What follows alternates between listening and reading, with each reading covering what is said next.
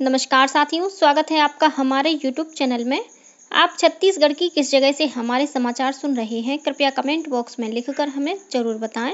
साथ ही हमारे चैनल को सब्सक्राइब करना ना भूलें। रायपुर से प्रस्तुत हैं छत्तीसगढ़ के प्रादेशिक समाचारों के साथ मैं रजनी शुक्ला। पहले मुख्य समाचार। प्रधानमंत्री ने 5 लाख से अधिक आवासहीन परिवारों को पीएम आवास योजना के तहत पहली किस्त के रूप में 2000 करोड़ रुपए से अधिक की राशि ऑनलाइन ट्रांसफर की।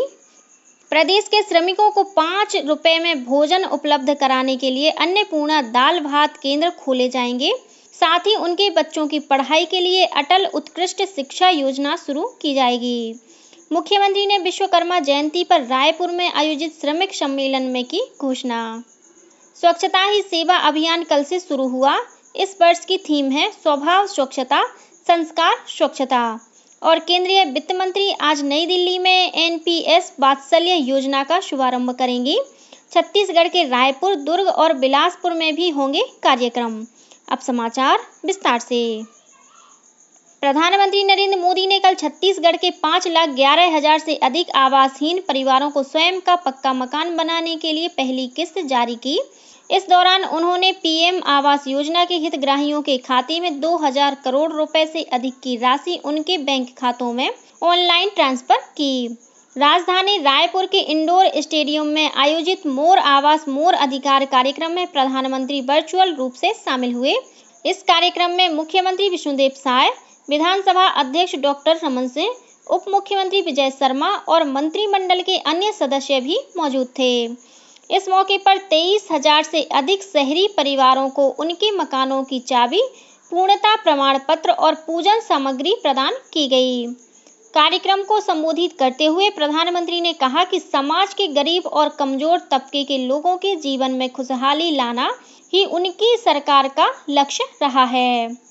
वहीं मुख्यमंत्री ने कहा कि आवासहीन परिवारों के मकान के सपने को प्रधानमंत्री आवास योजना के माध्यम से पूरा किया जा रहा है।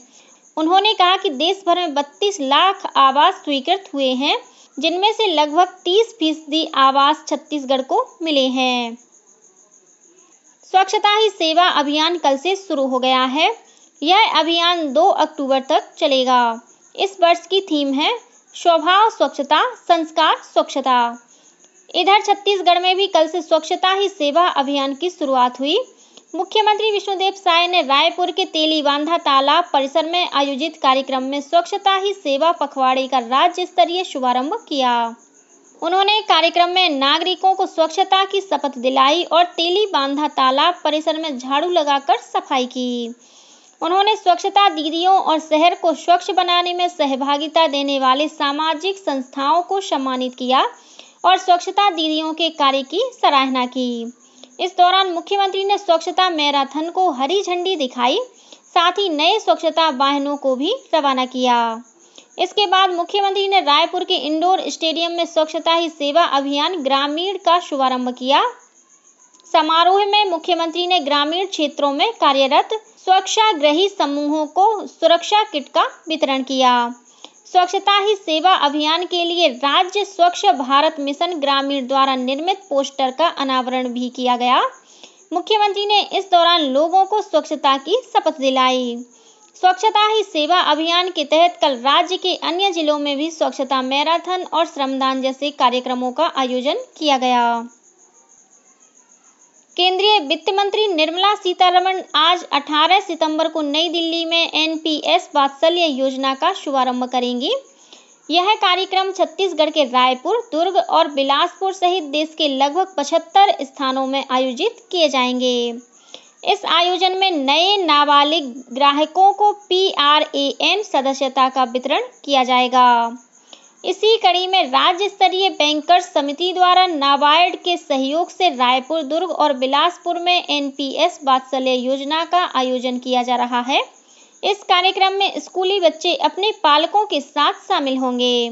एनपीएस वात्सल्य योजना माता पिता को पेंशन खाते में निवेश करके अपने बच्चों के भविष्य के लिए बचत करने के साथ दीर्घकालिक धन सुनिश्चित करने की अनुमति देगा। यह नई पहल बच्चों के वित्तीय भविष्य को सुरक्षित करने के लिए शुरू की गई है, जो भारत की पेंशन प्रणाली में एक महत्वपूर्ण कदम है। यह योजना पेंशन फंड विनियामक और विकास प्राधिकरण के तहत चलाई जाएगी।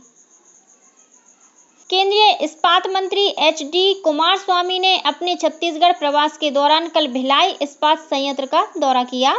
वे विश्वकर्मा जयंती पर आयोजित पूजा कार्यक्रम में शामिल हुए। केंद्रीय मंत्री ने संयंत्र का दौरा कर विभिन्न इकाइयों में उत्पादन प्रणाली का अवलोकन किया। इस मौके पर केंद्रीय इस्पात मंत्री और सेल के चेयरमैन अमरेंदु प्रकाश ने स्वच्छता ही सेवा अभियान के अंतर्गत श्रमदान भी किया। अंबिकापुर के मां महामाया विमानतल में कल 72 सीटर विमान को उतारने का ट्रायल किया गया। यह विमान बिलासपुर विमानतल से अंबिकापुर के लिए उड़ान भरकर पहुंचा। पूर्व उप मुख्यमंत्री टी.एस. सिंहदेव ने कहा कि इस सेवा के शुरू हो जाने से प्रदेश के उत्तरी क्षेत्र में औद्योगिकीकरण, व्यवसाय और पर्यटन को बढ़ावा मिलेगा। उन्होंने अंबिकापुर से रायपुर, वाराणसी और नई दिल्ली के लिए नियमित उड़ान सेवा शुरू करने का सुझाव दिया है। मुख्यमंत्री विष्णुदेव साय विश्वकर्मा जयंती के अवसर पर कल रायपुर के इंदिरा गांधी कृषि विश्वविद्यालय में राज्य स्तरीय श्रमिक सम्मेलन में शामिल हुए। इस मौके पर मुख्यमंत्री ने 57,000 श्रमिकों के खातों में 49 करोड़ रुपए से ज्यादा की राशि डीबीटी के माध्यम से ट्रांसफर की। सम्मेलन में मुख्यमंत्री ने प्रदेश के श्रमिकों को 5 रुपए में भोजन उपलब्ध कराने के लिए अन्नपूर्णा दाल भात केंद्र खोले जाने और पंजीकृत श्रमिकों के बच्चों की पढ़ाई के लिए अटल उत्कृष्ट शिक्षा योजना शुरू करने की घोषणा की। सम्मेलन में मुख्यमंत्री ने श्रम विभाग की वेबसाइट श्रमेव जयते लॉन्च किया। इस वेबसाइट में टिकटिंग प्रणाली के जरिए श्रमिकों की शिकायत निवारण प्रणाली को सूचना प्रौद्योगिकी का उपयोग कर आसान बनाया गया है। इस वेबसाइट में प्राप्त शिकायत का समाधान 7 दिन में किया जाएगा। ऐसा न होने पर मामला ऑनलाइन उच्च अधिकारियों तक स्थानांतरित हो जाएगा। सम्मेलन में श्रमिकों के लिए हेल्पलाइन नंबर 0771 3505 जारी किया गया। रायगढ़ में आयोजित 39वें चक्रधर समारोह का सोमवार को समापन हो गया। समापन समारोह में मुख्य अतिथि के रूप में राज्यपाल रमेन डेका शामिल हुए। इस अवसर पर उन्होंने कहा कि यह मंच न केवल हमारी सांस्कृतिक पहचान का प्रतीक है, बल्कि हमारे समृद्ध अतीत और कला संगीत की अद्भुत परंपराओं को जीवंत बनाए रखने का भी महत्वपूर्ण माध्यम है। राज्यपाल ने कहा कि चक्रधर समारोह के जरिए प्रदेश की सांस्कृतिक धरोहर और कला को नई ऊंचाइयां मिलेंगी। उन्होंने लोगों से पर्यावरण संरक्षण की दिशा में एक पेड़ मां के नाम अभियान के तहत पौधा लगाने की अपील की। समारोह में राज्यपाल सहित सभी अतिथियों ने स्वच्छता और सुपोषण की शपथ भी ली। प्रसार भारती के अध्यक्ष नवनीत कुमार सहगल ने कहा है कि सभी भाषाओं का सम्मान करते हुए हिंदी को बढ़ावा दिया जाना चाहिए।